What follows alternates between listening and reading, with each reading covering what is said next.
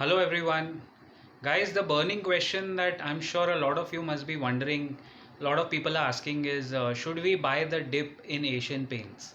Yeah, should we change any of our strategy? Why has Asian Paints इतना stable stock tanked 5% today? I think इसका answer पहले भी बहुत सारे videos में दो तीन इक्का दुक्का वीडियोस में हमने बताया है. We have covered this. जैसे ही क्रूड ऑयल का प्राइस एक अनबेरेबल सिचुएशन में आता है, Asian Paints and Pidilite both have products जिनके रॉ मटेरियल में और जिनके मेकिंग ऑफ फिनिश प्रोडक्ट में crude oil is around 36% of the component. Crude या क्रूड ऑयल के डेरिवेटिव्स यानी उनसे बनने वाले पदार्थ 30 या 36% उसके फाइनल प्रोडक्ट में जाते हैं. So it is obvious that अगर क्रूड ऑयल का प्राइस $116 पर बैरल या 115 और $120 पर बैरल के बीच में चल रहा है, तो ऑब्वियसली ये एक वन टाइम इवेंट है. आप जानते हो एक वॉर लाइक सिचुएशन चल रही है जियोपॉलिटिकली, तो उसमें ये फ़िलहाल एक झटका लगा है एंड इट इज़ फाइन. ये रीज़न आपने बहुत लोगों से सुना होगा, it's a very obvious reason. लेकिन looking at the levels, the larger question is ये और गिरेगा, शुड वी बाय और शुड वी वेट? सो सबसे पहले let me classify 3 types of scenarios and 3 types of investors. सबसे पहले जो मंथली एसआईपी कर रहे हैं एशियन पेंट्स में, आई थिंक आपको ज़्यादा अपने गोल से पलटने की ज़रूरत नहीं है. जो भी आपका एसआईपी का टाइम आता है, जो भी डेट आता है, उसमें बाय कीजिए and just continue with what you are doing. तो वो स्ट्रैटेजी चेंज नहीं होगी. People who are trading in Asian Paints या ट्रेडर्स हैं, उनके लिए तो आई थिंक ये बहुत अच्छी अपॉर्चुनिटी है. बिकॉज 2880 2880 पे इसका एक S3 है, सपोर्ट है. अब आज का क्लोजिंग हुआ है 2871. Now tomorrow will be a good day to watch.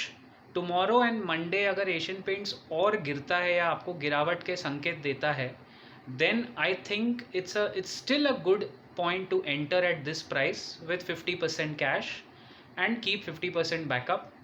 क्योंकि क्रूड ऑयल जो है वो क्रूड ऑयल अभी $120 पर बैरल आने के बाद पूरी दुनिया में कुछ ना कुछ काउंटर मैकेनिज्म शुरू हो जाएगा. Ladies and gentleman, the world can not handle crude oil eight $120 per barrel. Last time this price had come was in the 2008 global financial crisis. तो दुनिया क्लियरली प्रिपेयर्ड नहीं है. तो एमरजेंसी रिजर्व्स या किसी कंट्री के साथ कोई नया टाइप कुछ ना कुछ जुगाड़ करके क्रूड ऑयल का एक तरफा स्टेबल सॉल्यूशन निकलेगा. So let me tell you a perspective. Covid जब आया था मार्च 2020 में, क्रूड का प्राइस गिर गया था $30 पर barrel. That was a best time because कोई ऑयल खरीदने वाला नहीं था. People were in lockdowns globally. Normal average crude oil का प्राइस जो इंडिया ने अपने बजट में भी द गवर्नमेंट ने अपने बजट में भी कैलकुलेट किया हुआ है और मैंडेट किया हुआ है, वो है $75 पर बैरल. $65 to $75 पर बैरल में इंडिया और हमारी इकोनॉमी खुश रह जाती है, आराम से अपना काम हो जाता है. But $120 per barrel is very high. मतलब इसके repercussions not only on the government but on the common man on the street आपको 10 मार्च के बाद शायद देखने मिलेगा. क्योंकि 10 मार्च के बाद ये लोग डेफिनेटली पेट्रोल का दाम, डीजल का दाम शायद बढ़ाएंगे. 10 मार्च को इलेक्शन का रिजल्ट्स है इंडिया में 5 स्टेट्स में. तो ये सब थोड़े कैलकुलेशन करने पड़ते हैं. Obviously they are bound by certain regulations. तो शायद 10 मार्च के बाद एक प्राइस इंक्रीज हो. लेकिन Asian Paints, coming back to our मुद्दा, उसमें क्या किया जाए? So if you look at it, यहाँ से every dip in a quality stock is a buying opportunity. तो यहाँ से टेक्निकली तो ये बाय बनता है, क्योंकि इसमें अगर कोई 6 मंथ्स होल्ड कर सकता है. द थर्ड टाइप, जो मैंने 2 टाइप बताए, ट्रेडर और SIP, जो थर्ड टाइप का हमारा लॉन्ग टर्म इन्वेस्टर है, जो लमसम है लेकिन वन टाइम करना चाहते हैं और 1 ईयर तक रुक सकते हैं. If somebody can wait for a year, then this stock Asian Paints from this level of 2871 का आज का closing can give you 15% upside in a year. यानी 3210 3210 एंड बियॉन्ड का प्राइस दिखता है minimum within a year, and that is as per my analysis. तो अगर 1 साल का होराइजन है तो ये तो बहुत अच्छा टाइम है. इसमें हो सकता है आप निराश हों.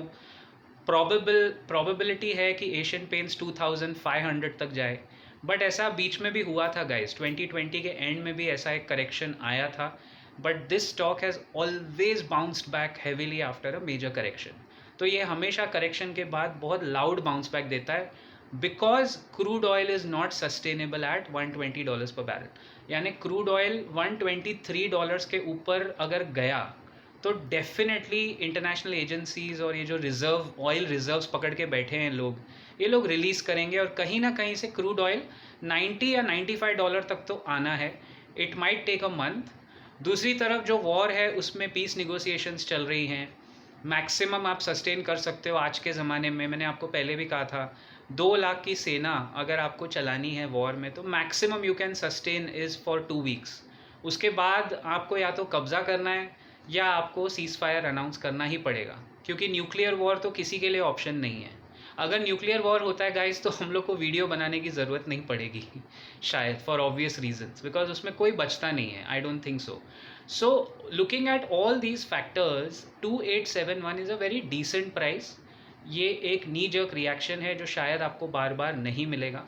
इसीलिए मुझे लगता है इसमें एशियन पेंट्स में इस वक्त रिस्क बहुत कम है, रिवॉर्ड बहुत ज़्यादा है. All stock ideas on the channel are my personal opinion. कोई भी पोजीशन लेने के पहले अपने रजिस्टर्ड फाइनेंशियल एडवाइज़र या सेबी रजिस्टर्ड एडवाइज़र से ज़रूर कंसल्ट कीजिए and then take a call. I will see you around as always in the next video. Till then keep profiting.